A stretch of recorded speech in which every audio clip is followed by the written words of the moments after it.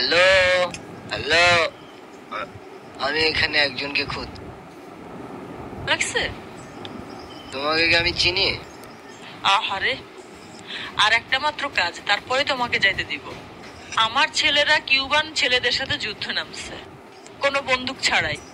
কিন্তু কিউবান গাধাদের জন্য সারপ্রাইজ আছে, তারা রাস্তায় যুদ্ধ করতেছে। তুমি এই রাইফেলটারে নিয়ে সবগুলোরে মারবা। কেউ তোমারে দেখবে না, কেউ যেন আওয়াজও না পায়।